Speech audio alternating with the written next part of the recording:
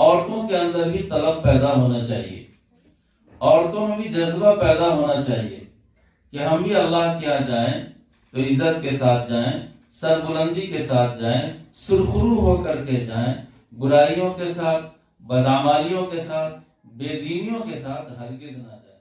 گاہ ولی میں وہ تاثیر دیکھی، بدلتی ہزاروں کی تقدیر دیکھی۔ السلام علیکم ورحمۃ اللہ وبرکاتہ۔ بسم اللہ الرحمن الرحیم وبہ نستعین۔ اللہم صلی علی سیدنا محمد النبی الامی وآلہ وصحبہ وبارک وسلم۔ اسلامی خواتین، پردہ نشی ماؤں اور بہنوں،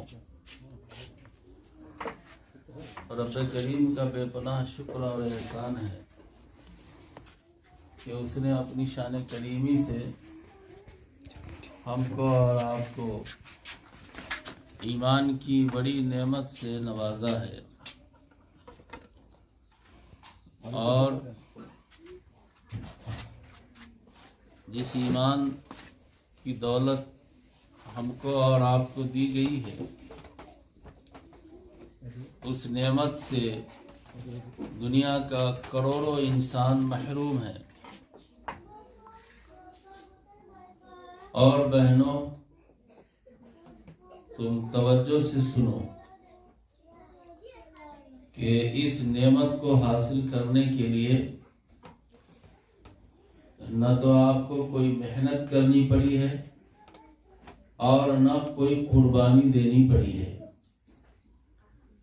یہ اللہ کا خاص انعام ہے اور خاص کرم ہے کہ اس نے ہم کو بھی اور آپ کو بھی ایمان کی دولت سے نوازا ہے۔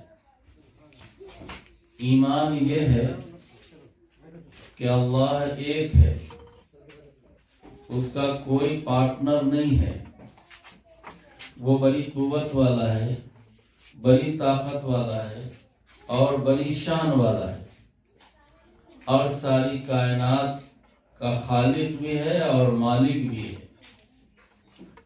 اسی اللہ نے ہمارے اور آپ کی رہبری کے لیے، ہمارے اور آپ کی رہنمائی کے لیے، دنیا اور آخرت کی بھلائی کے لیے، گھریلو زندگی سے لے کر معاشرتی زندگی تک، معاشرتی زندگی سے لے کر صوبائی زندگی تک، اور صوبائی زندگی سے لے کر ملکی زندگی تک، اور ملکی زندگی سے لے کر عالمی زندگی تک گزارنے کا دستور دیا ہے، منشور دیا ہے، راہیں دی ہیں، سلیقہ دیا ہے۔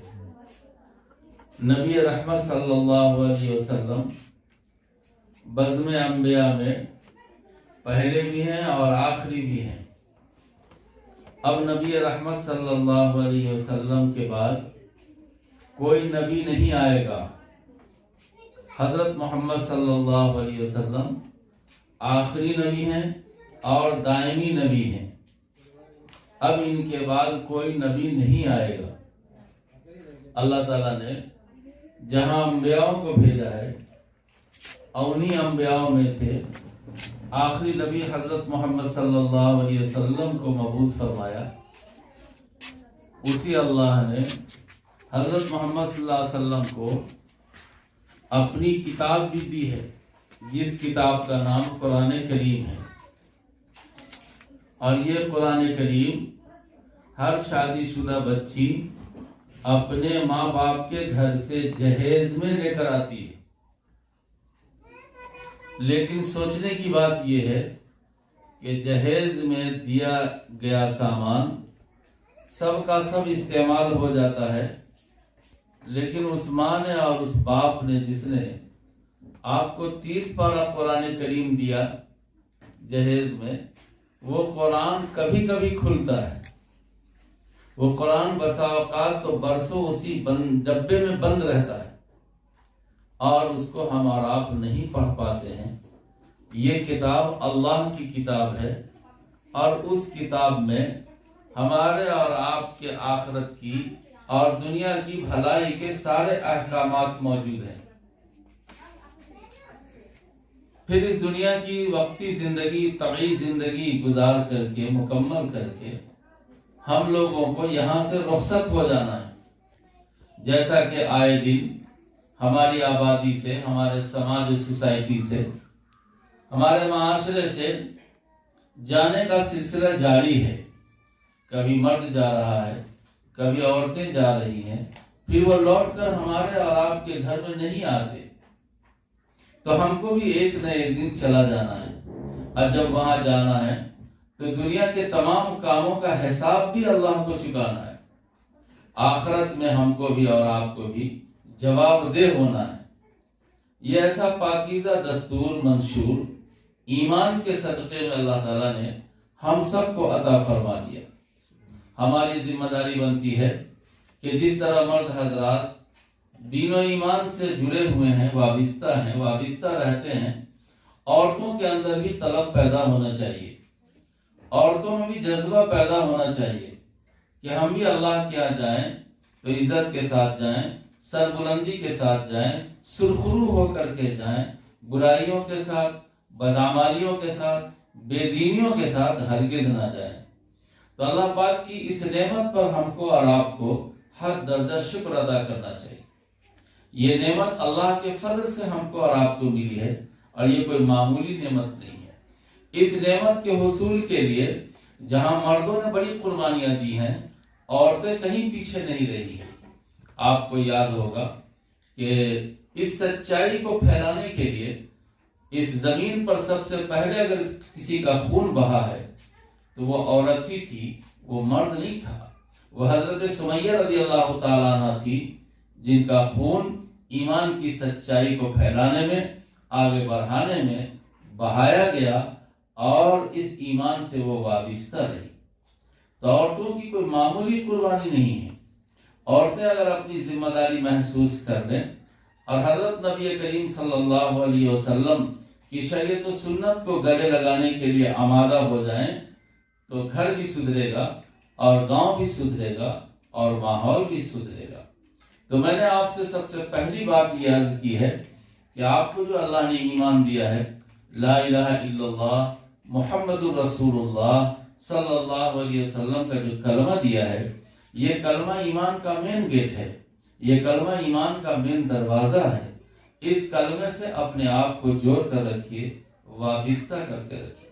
جان لیجئے کہ جب ہم نے اس کلمے کو قبول کر لیا ہے، ایکسپٹ کر لیا ہے، تو گویا کہ ہم نے اللہ کو ایک مان لیا ہے، اور نبی رحمت صلی اللہ علیہ وسلم کو آخری اور دائمی پیغمبر تسلیم کر لیا ہے، اور اللہ کی کتاب قرآن مجید کو اللہ کی کتاب مان لیا ہے۔ تو اب ہماری بڑی ذمہ داری بنتی ہے کہ ہم ان کے دائرے میں اپنی زندگی گزاریں۔ جس طرح سے ایک جوان العمر لڑکی جب اس کی شادی کا وقت آتا ہے تو وہ اپنے بول کے ذریعے سے ایک لڑکے کو اپنے نکاح میں قبول کرتی ہے، تو اس قبولیت کے نتیجے میں دیکھیے کہ اپنے گھر سے کتنا سامان لے کر جاتی ہے، اور کتنی بڑی قربانی دیتی ہے، کہ کتنی پیاری چیز کو چھوڑ کر جاتی ہے۔ سب سے بڑی پیاری ماں ہوتی ہے۔ تو وہ بیٹی جس نے ایک لڑکے کو اپنے نکاح میں قبول کیا ہے، سب سے پہلے وہ ماں کو چھوڑتی ہے، جس کی گود میں پرورش پائی، جس کا دودھ پیا، جس کے آنکھوں کی ٹھنڈک بن کر ہمیشہ تھی۔ اس ماں نے بڑے پیار اور محبت سے اس کو سجایا، اس کی عزت آبرو کی حفاظت کیا، لیکن ایک لڑکے کو قبول کرنے کے نتیجے میں وہ جہاں بہت سارا جہیز کا سامان لے کر جاتی ہے، وہی بہت ساری پیاری چیزوں کو وہ چھوڑ بھی دیتی ہے۔ یہ کوئی معمولی قربانی نہیں ہے۔ ماں کو چھوڑتی ہے، باپ کو چھوڑتی ہے، اپنے بھائیوں کو چھوڑتی ہے، اپنی چھوٹی بہنوں کو چھوڑتی ہے، اپنی سہیلیوں کو چھوڑتی ہے۔ یہ معمولی قربانی دے کر نہیں نکلتی ہے۔ یہی وجہ ہے کہ رخصت ہوتے وقت وہ بہت روتی، بہت روتی۔ صرف اس وجہ سے نہیں روتی ہے کہ میں نے شادی کی ہے۔ شادی تو خوشی کی چیز ہے، شادی کو رونا تو آنا ہی نہیں چاہیے۔ آپ نے دیکھا ہوگا شادی تو لڑکا بھی کرتا ہے اور لڑکی بھی کرتی ہے، لیکن لڑکا جب آنگن میں آتا ہے تو بم بم کرتا ہے، ایک دم معلوم ہوتا ہے کتنا بڑا لاٹ صاحب آیا ہوا ہے۔ اس کے چہرے پہ ذرا برابر غم نہیں ہوتا، مایوسی نہیں ہوتی، اس کو شادی کی خوشی ہوتی ہے. تو شادی صرف لڑکا نہیں کرتا ہے، شادی تو لڑکی بھی کرتی ہے. تو لڑکی کو بھی ہنس کے مسکرا کے گھر سے جانا چاہیے تھا، لڑکی کی طرح اس کو بھی مسکرانا چاہیے تھا، اور وہ بھی ہنسی خوشی ہنستے ہوئے سب سے ہاتھ ملا کر کے ایک دم ایک خاص موڈ میں نکلتی کہ میں شادی کر لیا، میں شادی کر کے جا رہی ہوں، مجھ کو شوہر مل گیا. لیکن بچی جب ہمارے اور آپ کے گھروں سے رخصت ہوتی ہے تو خود بھی روتی ہے، ماں کو بھی رلاتی ہے، باپ کو بھی رلاتی ہے، بھائی بہنوں کو بھی رلاتی ہے، اور سخی سہیلیوں کو بھی رلا دیتی ہے. یہ کیوں روتی ہے؟ شادی کی وجہ سے نہیں روتی ہے، شادی تو ہنسنے کی چیز تھی، وہ ہنستی، وہ خوشی کا موقع تھا اس کو. لیکن وہ روتی صرف اس وجہ سے ہے کہ میں نے ابا سے کتنا سارا سامان لے لیا، اور میرے ابا نے کیا کیا جتن اٹھا کر کے میرے جہیز کی تکمیل کی، اور اس کے باوجود آج میں اپنی ماں کو چھوڑ رہی ہوں، آج میں باپ کو چھوڑ رہی ہوں، یہاں تک کہ میرا اپنا گھر بدل رہا ہے. اس سے آگے جائیے تو بیٹیوں کا قبرستان بھی بدل جاتا ہے. خود رتوارا کی جتنی بیٹیاں ہیں اس قبرستان میں دفن نہیں ہیں، وہ پورے علاقے کے قبرستان میں دفن ہیں، اور یہاں دوسرے گاؤں کی بیٹیاں دفن ہیں. تو بیٹیاں جب ایک رشتے کو قبول کرتی ہے، ایک لڑکے کو اپنے نکاح میں قبول کرتی ہے، وہ شادی کرتی ہے، تو کتنا سامان لے کر جاتی ہے اور کتنی پیاری چیزوں کو چھوڑ کر جاتی ہے. یہاں تک کہ صرف اس کا میکہ ہی نہیں بدلتا، اس کا گھر ہی نہیں بدلتا، بلکہ اس کا آخری گھر یعنی قبرستان بھی بدل جاتا ہے کہ وہ اپنے میکے میں دفن بھی نہیں ہو پاتی. اللہ ماشاءاللہ کوئی ایسی بیٹی ہوگی جس کا انتقال میکے میں ہو گیا ہو اور اس کی قبر میکے میں بنی ہو، ورنہ بیٹی ایک وہ چیز ہے کہ اس کی قبر بھی میکے میں نہیں بنتی.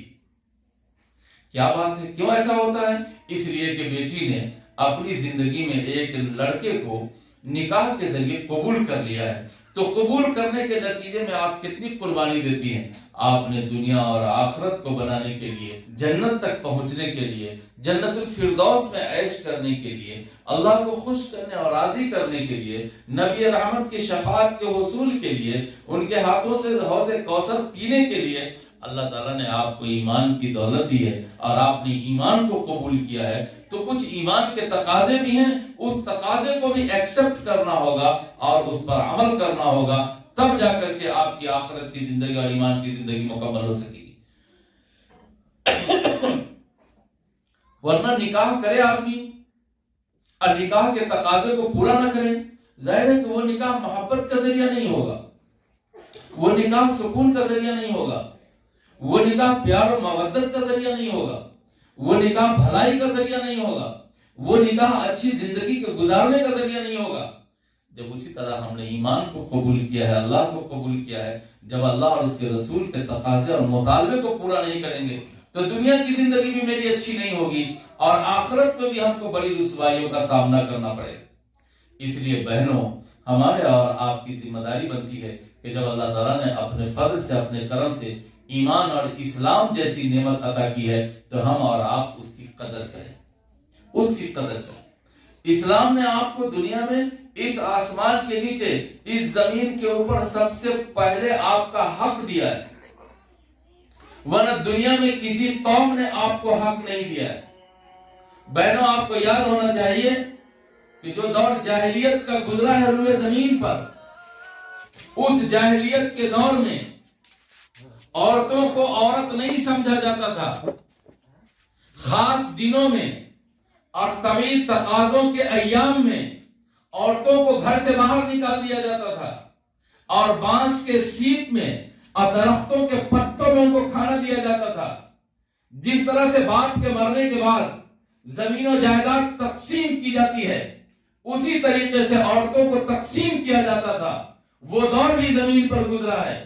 قربان جائیے آقا نامدار، فخر موجودات، احمد مختار، مکی و مدنی کے تاجدار جناب محمد رسول اللہ صلی اللہ علیہ وسلم کی ذات گرامی پر کہ جب وہ دنیا میں تشریف لائے تو عورتوں کو اس کا انسانی حق عطا کر دیا. نبی رحمت صلی اللہ علیہ وسلم نے اپنی تعلیمات کے ذریعے سے دنیا کو بتایا کہ سنو، یہ بیٹی جب بیٹی ہوتی ہے نا تو اس کے سر پہ شفقت کی چادر ہوتی ہے، جب یہ بہن بنتی ہے تو اس کے سر پہ رحمت کا دوپٹہ ہوتا ہے، اور جب یہ بیوی بنتی ہے تو اس کے دل میں وفا کی بلندیاں ہوتی ہے، اور جب یہ ماں بن جاتی ہے تو اللہ تعالیٰ اس کے قدموں میں جنت بچھا دیتا ہے۔ یہ مقام بہنوں نبی رحمت صلی اللہ علیہ وسلم کی تعلیمات نے آپ کو دیا ہے، آپ کو دیا ہے۔ میں جس زمانے کی بات کر رہا ہوں کہ خاص ایام میں بانس کے سیپ میں عورتوں کو کھانا دیا جاتا تھا، جب اللہ کے رسول دنیا میں تشریف لائے تو خود اپنی بیوی کے ساتھ ایک ساتھ بیٹھ کر کھانا کھایا، یہاں تک کہ اس کھانے کو اپنے ہاتھ میں لیا اور اپنی بیوی کے منہ تک پہنچایا۔ اس کا ایک معنی تو دنیا لے رہی ہے، جو کمزرف ہے اپنی تنگ نظری اور اپنی عیاش ذہن کے نتیجے میں ایک دوسرا معنی پہناتی ہے، لیکن ایک دوسرا پہلو جو خوبصورت ہے، جس کی طرف رسول اللہ صلی اللہ علیہ وسلم نے پیغام دیا کہ عورت کوئی اچھوت نہیں ہے، عورت ناپاکی کے دنوں میں بھی یہ اچھوت نہیں ہے، اس کا تو یہ حق ہے کہ شوہر اپنے ہاتھ میں لقمہ لے کر کے اس کے منہ تک پہنچا دے، اور فرمایا کہ یہ صدقہ ہے، یہ نیکی، یہ نیکی۔ اللہ کے رسول نے آپ کو کمانے کا مکلف نہیں بنایا، حکم دیا کہ مرد کمائے گا، مرد نوکری کرے گا، ملازمت کرے گا، زراعت کرے گا، تجارت کرے گا، کاشتکاری کرے گا، اور عورتیں گھر کی شمع رہیں گی۔ یہ گھر کی ذمہ داری عورتوں کو اللہ کے رسول نے عطا فرمایا، تاکہ آپ کے جان کی، مال کی، عزت کی، آبرو کی، سب کی حفاظت ہوتی رہے اور چیل کوا آپ کے پیچھے نہ لگے۔ آپ جانتی ہیں اور اچھی طرح جانتی ہیں کہ ایک پاؤ خسی کا گوشت جو مسلمان خرید کر لاتا ہے، اس سے زیادہ تو مسلمان خسی کا گوشت خریدتا نہیں۔ ایک پاؤ خریدا گیا تو اسی کو اللہ کا شکر ادا کیجیے۔ یہ ایک پاؤ گوشت اگر اورائی سے لے کر آئے گا تو پہلے کالی پنی میں اس کو رکھے گا، اس کے بعد پھر اس کو تھیلا پہ رکھے گا۔ ایسا نہیں ہے کہ اس گوشت کو قصاب سے چیک سے لے گا اور ہاتھ میں لے کر کے خسی کا گوشت رتوارا چلائے گا۔ وہ کھول کر کے لے کر نہیں آتا ہے، بلکہ وہ پنی میں ڈال کر، جھولے میں ڈال کر تب لاتا ہے۔ ایسا کیوں کرتا ہے؟ اس لیے کرتا ہے کہ یہ گوشت ہے، اس کے اوپر چیل کوا حملہ کر سکتا ہے، اب کتے بھی حملہ کر سکتے ہیں۔ بہنوں، جب ایک پوا گوشت کی اتنی حفاظت ہوتی ہے، اتنا پردہ کیا جاتا ہے اور اتنا سیف طریقے سے لایا جاتا ہے، تو جس کو اللہ نے بیٹی بنایا، جس کو اللہ نے بہن بنایا، جس کو اللہ نے کسی کی بیوی بنایا، جس کو اللہ نے کسی کی ماں بنایا، جس کو اللہ تعالیٰ نے عورت بنایا، وہ عورت تو پاؤں سے لے کر سر تک بہت قیمتی ہے۔ اس کے پیچھے تو نہیں معلوم کتنے چیل کوے اور کتے لگے رہتے ہیں۔ ان کتوں سے اور ان چیل کووں سے بچانے کے لیے جناب محمد رسول اللہ صلی اللہ علیہ وسلم نے آپ کو پردہ عطا کیا ہے، آپ کو نقاب عطا کیا ہے، آپ کو حجاب عطا کیا ہے۔ اور آپ یہ سمجھتی ہیں کہ ہمارا 56 ٹکلی کا سوٹ اورائی والا دیکھے گا تو سمجھے گا کہ اوہ یہ بہت مالدار گھر کی بیٹی، بڑی خوبصورت ہے۔ آپ اپنی قیمت پہچان نہیں رہی، آپ اپنی حیثیت پہچان نہیں رہی۔ جس دن آپ اپنی قیمت پہچان لیجئے گا اور حیثیت پہچان لیجئے گا، یہ چیل کوے اور کتے آپ سے دور رہیں گے، اور آپ کے حسن و جمال کو اللہ عزت بلندی بخشے گا اور اللہ راضی ہوگا۔ جو گھر، جو گھرانہ، جو فیملی، جو کنبہ، جو خاندان اور جو قوم اپنے آپ کو نہیں پہچانتی ہے، اس کو دنیا نہیں پہچانتی۔ آپ خود اپنے آپ کو پہچانیے، خود پہچانیے۔ ٹی وی پر پردہ، گیٹ پر پردہ، اور ٹیبل پر پردہ، الماری پر پردہ، کھڑکی پر پردہ۔ بہنوں، کیا ہو گیا ہے؟ یہ پردہ تو آپ کو نبی رحمت نے دیا تھا، یہ پردہ تو آپ کے پیدا کرنے والے آپ کے مالک نے دیا تھا کہ تاکہ ان بیٹیوں پر چیل کوا کتے نہ لگیں۔ لیکن آج اس کو جس بے دردی سے ہم اور آپ اس نعمت کو ضائع کر رہے ہیں کہ اس کی وجہ سے دنیا فتنہ کا سینٹر بنتا جا رہا ہے۔ بہنوں، پہچانو۔ میں ایک اس حوالے سے آپ کو ایک واقعہ سناتا ہوں۔ جو بہنیں حج میں گئی ہوں گی یا جو عمرہ کرنے گئی ہوں گی، وہ یقیناً مسجد نبوی میں بھی پہنچی ہوں گی۔ مسجد نبوی میں نبی رحمت صلی اللہ علیہ وسلم کے روضہ کی زیارت بھی کیا ہوگا۔ وہاں پہلے سے نبی رحمت صلی اللہ علیہ وسلم آرام فرما ہے. اس کے بعد سیدنا ابو بکر صدیق رضی اللہ تعالیٰ عنہ کی رہائش بنی.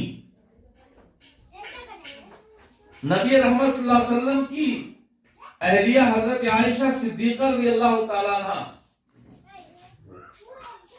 جب تک روضہ میں شوہر نامدار اور ابا تاجدار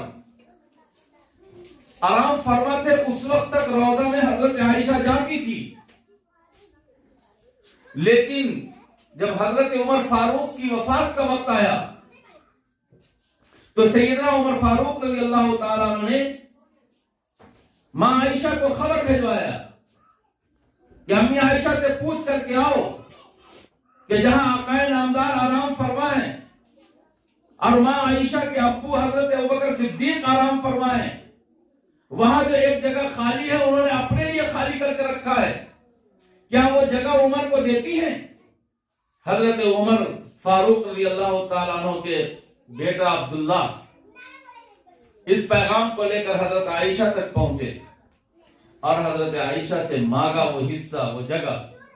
تو حضرت عائشہ صدیقہ رضی اللہ تعالیٰ عنہ نے کہا کہ جاؤ، میری طرف سے اجازت ہے، عمر کو بتا دو کہ اپنی قبر وہاں بنا لے. جب یہ خبر لے کر عبداللہ پہنچے عمر تک تو سیدنا عمر فاروق کی آنکھیں برسنے لگی، وہ اشکبار ہو گئے اور بیٹے سے کہا کہ بیٹا سنو، اسی پر بس مت کرنا، جب میری روح پرواز ہو جائے تو میرے انتقال کے بعد میرے جنازے کو تیار کر کے پہلے ماں عائشہ کی چوکھٹ پر لے جانا اور وہاں پھر ماں عائشہ سے پوچھنا کہ امی، عمر کا جنازہ آپ کی چوکھٹ پر کھڑا ہے اور دفن کے لیے وہ جگہ مانگ رہا ہے جو جگہ آپ کے لیے خاص تھی. ماں عائشہ صدیقہ رضی اللہ تعالیٰ عنہ نے فرمایا، اے عبداللہ، عمر نے حد کر دیا. میں نے جب اجازت دے دی تو پھر عمر کو میری چوکھٹ پر لانے کی کیا بات تھی؟ عبداللہ نے فرمایا کہ ابا نے یہ کہا تھا کہ میں امیر المومنین ہوں، ہو سکتا ہے امیر کی اطاعت میں اور ان کے جذبہ رعایت میں انہوں نے اجازت دے دی ہو. جب میرا انتقال ہو جائے گا تو میری امارت بھی ختم ہو جائے گی، اس کے بعد جو اجازت ملے گی اس کو صحیح اجازت سمجھ رہا، اسی لیے میں ابا کے جنازے کو لے کر آیا ہوں. حضرت عائشہ صدیقہ نے پھر اجازت دی اور کہا کہ جو اجازت میں دے چکی ہوں اس کو واپس نہیں لے سکتی، جاؤ ابا کو وہاں دفن کرو. چنانچہ عمر فاروق رضی اللہ تعالیٰ عنہ کو روضہ رسول میں دفن کیا گیا، ان کی تدفین عمل میں آئی. عارفین نے لکھا ہے اور اصحاب بصیرت نے لکھا ہے کہ جب سیدنا عمر کی قبر بن گئی تو اس کے بعد پوری زندگی حضرت عائشہ صدیقہ رضی اللہ تعالی عنہ روضہ پر نہیں گئی. پوچھا کہ اب کیوں نہیں جاتی ہو؟ کہا میں اس لیے نہیں جاتی ہوں کہ پہلے میرے شوہر نامدار تھے، وہ اجنبی نہیں تھے میرے لیے، اور اس کے بعد ابا حضور تھے، وہ بھی اجنبی نہیں تھے، اور اب ایک اجنبی کی قبر بن گئی ہے، مجھے وہاں پہ کھڑا ہونے میں شرم آتی ہے، مجھے غیرت آتی ہے، اس لیے میں نہیں جاتی ہوں روضہ رسول. بہنوں، اس سے کچھ آپ نے سمجھا وہ عائشہ صدیقہ رضی اللہ تعالیٰ عنہ کتنی غیرت مند تھی. آج حال یہ ہے کہ رات میں، صبح میں، شام میں نہیں معلوم کتنے مزارات پر، کتنے بازار میں ہمارے اور آپ کی جو بھیڑ ہوتی ہے اس میں ہم لوگ اپنی پرواہ نہیں کرتے ہیں. مجھے تو ایسا لگتا ہے کہ آج عورت خود اپنے آپ کو نہیں پہچان رہی ہے کہ ہماری قیمت کیا ہے، ہماری حیثیت کیا ہے. جب خود آپ اپنے آپ کو نہیں پہچانیے گا تو آپ کو دنیا بالکل نہیں پہچانے گی. اس لیے بہنوں، بحیثیت بیٹی کے، بحیثیت عورت کے، آپ اپنے آپ کو پہچانیے. نبی رحمت صلی اللہ علیہ وسلم نے یہ حق آپ کو دیا ہے، یہ حق آپ کو دیا.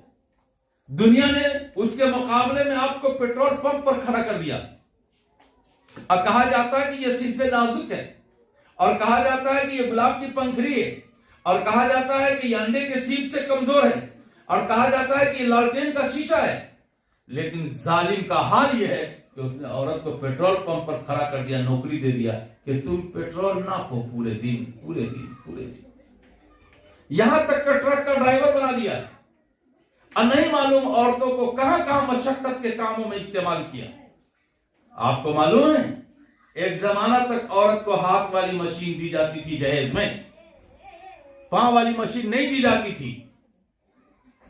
ہاتھ سے آپ سلائی کرتی تھی. کیوں کرتی تھی؟ میں نے ایک بہت عمر دراز ٹیلر سے پوچھا کہ عورت کو پاؤں والی مشین کیوں نہیں دی جاتی ہے؟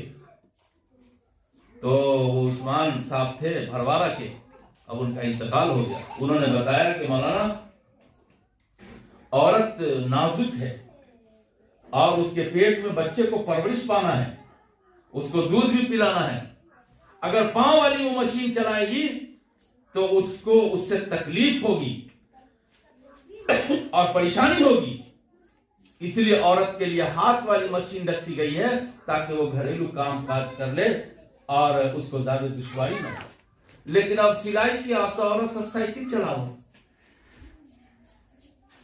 اب وہ کا شرمائی ہے کہ وہ کے سامنے ہم ہی سر پر رومال رکھ لیتے ہیں. ذرا سوچئے میں مرد ہوں تو میرا پورا کرتا یہاں تک کا پورا ہاتھ ڈھکا ہوا ہے. عورت ہو کر کے کٹھی والا کرتا سلاتی.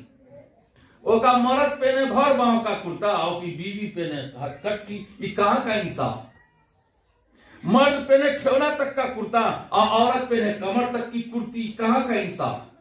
یہ پاگل پنی ہے کہ نہیں؟ یہ پاگل پنی ہے کہ نہیں؟ آج عورتوں کو کہاں کہاں پہنچایا, کہاں کہاں ذلیل کیا گیا ہے.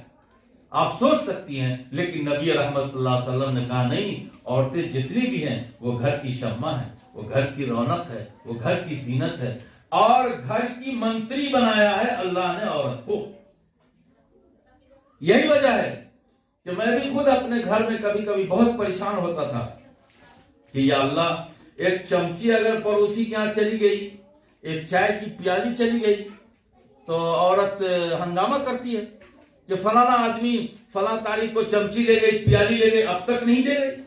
تو مجھے الجھن ہوتی تھی کہ یہ اللہ کی بندی کیسی ایک چمچی کے لیے اتنا شور کرتی ہے, ایک چائے کی پیالی کے لیے اتنا شور کرتی ہے. لیکن جب میں نے مطالعہ کیا اور شریعت کو گہرائی سے پڑھنا شروع کیا تو میں نے اللہ کا شکر ادا کیا کہ اللہ تیرا احسان ہے کہ عورتیں گھر کی ایک ایک چیز کی نگرانی کرتی. وہ اس لیے کھوجتی ہے کہ یہ سلطنت ان کی ہے اور اس پورے گھریلو سسٹم کی وہ بادشاہ ہے.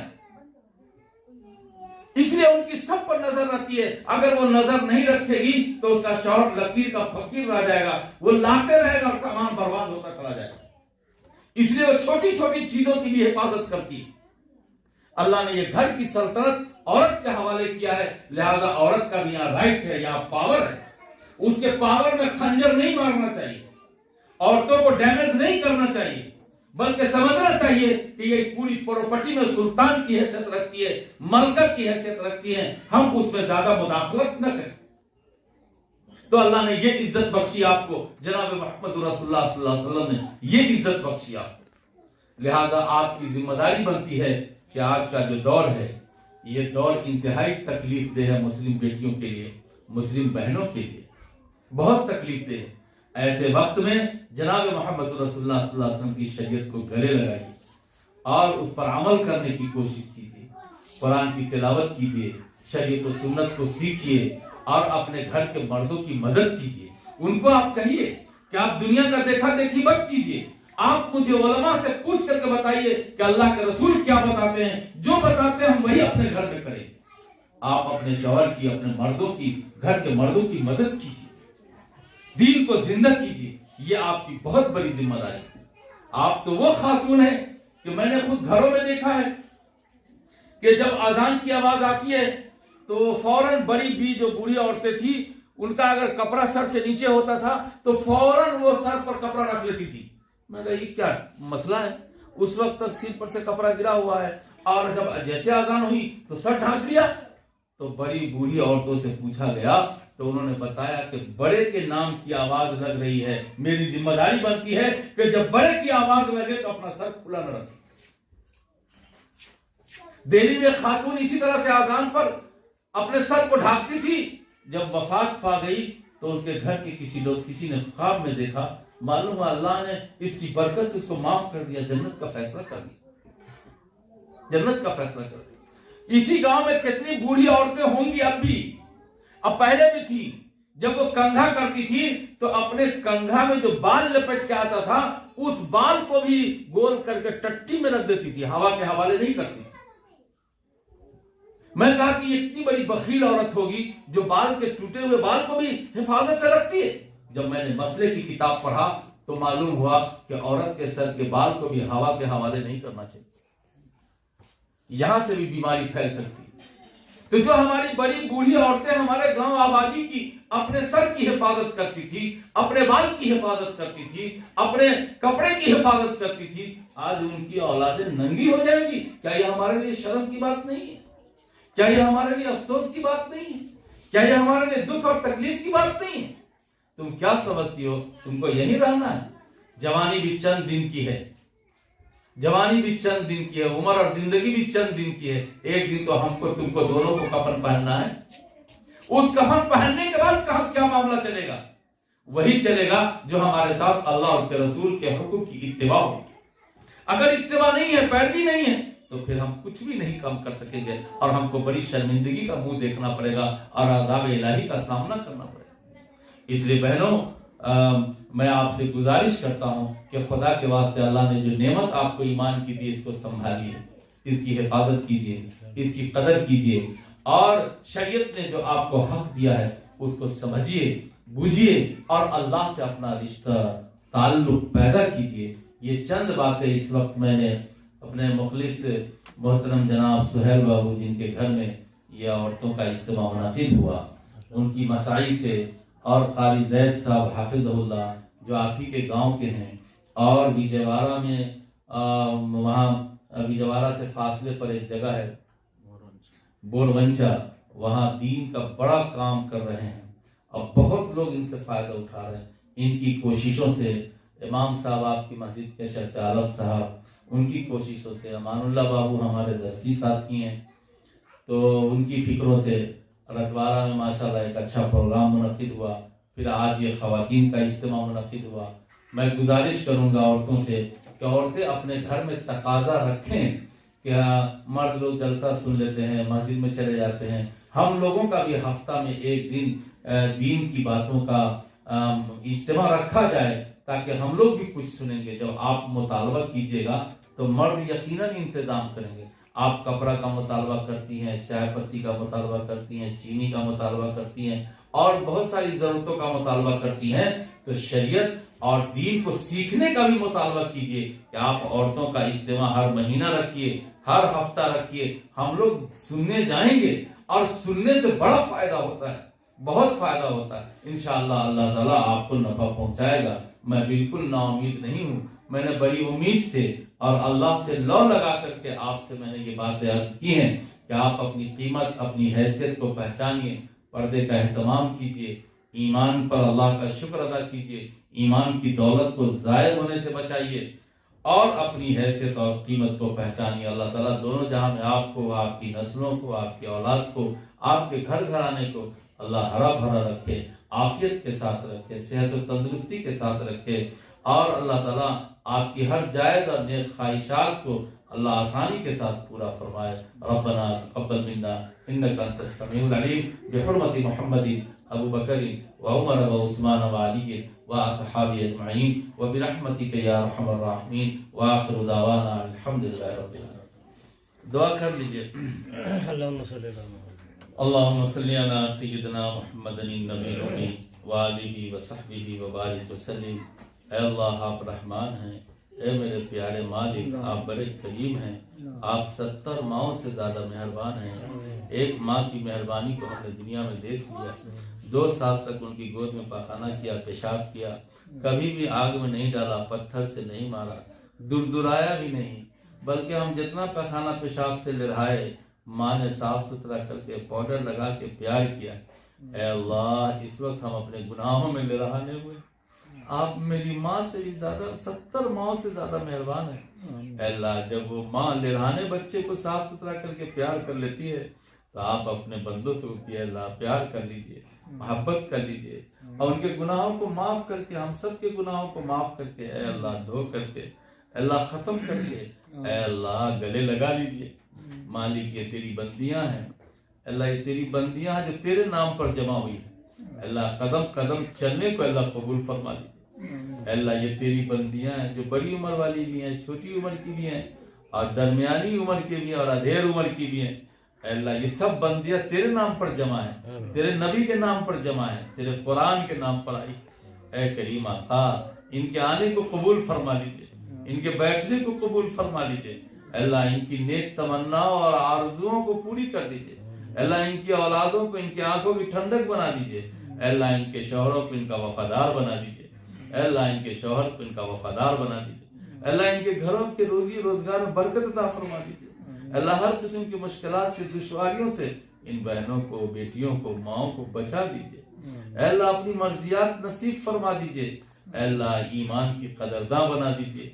شریعت اسلام جو نعمت بن کے ملی ہے اللہ اس کا قدرداں بنا دیجئے۔ اللہ آقا نے جو حقوق دیے ہیں اللہ اس کا پاسداری کرنے والا بنا دیجئے۔ اے میرے مالک، اے کریم آقا اس کوشش کو قبول فرمائیے۔ جن بھائیوں نے، جن بڑوں نے، جن جوان نوجوانوں نے بہنوں کی فکر کی، عورتوں کی فکر کی، اللہ ان کی جھولی بھر دیجئے، اللہ ان کی جھولی بھر دیجئے۔ مالک اس وقت اس ملک میں ہمارے لیے یہی ہے بس میں کہ ہم آپ کے بندے اور بندیوں کو جمع کر کے دین کی دعوت دیں۔ اللہ یہ کام کیا گیا، اللہ اس کو قبول فرما دیجئے، اللہ اس کو بابرکت بنا دیجئے۔ اللہ ہر قسم کے فتنے سے، شرور سے اللہ بچا دیجئے۔ جو مانگا وہ بھی دیجئے، اور جو مانگنے سے رہ گیا وہ بھی دیجئے۔ میرے مالک آپ مان جائیے، آپ مان جائیے گا نا تو کام بن جائے گا، اور نہیں مانیے گا تو ہم سب اللہ ہم سب نامراد ہو جائیں گے، اللہ ناکام ہو جائے گا۔ اللہ اس وقت تیرے بندے، تیری بندیاں سب کے سب دست بستہ ہاتھ اٹھا کر کے مالک آپ کو بنانے میں لگے ہیں۔ اللہ آپ تو بہت جلدی مان جاتے ہیں، اور آپ تھوڑے سا بھی مان جاتے ہیں، بہت زیادہ آپ پریشان بھی نہیں کرتے ہیں۔ اللہ آپ تو بندوں سے بہت جلدی مان جاتے ہیں۔ اے مالک میرے ہم کو منانے نہیں آتا ہے، آپ اپنے سے مان جائیے، راضی ہو جائیے۔ جتنی بندیاں یہاں جمع ہے اللہ سب کو اپنی رضا عطا فرما، اے اللہ سب کو رضا عطا فرما۔ جتنے بندے اللہ سب کو اپنی رضا نصیب فرما، ہدایت کے فیصلے فرما۔ اے اللہ اس آبادی پر رحم فرما، کرم فرما، عافیت کا نزول فرما۔ مالک میری دعاؤں کو، اس فقیر بے نوا کی بات کہ اللہ فریادوں کو اللہ شرف قبولیت عطا فرما۔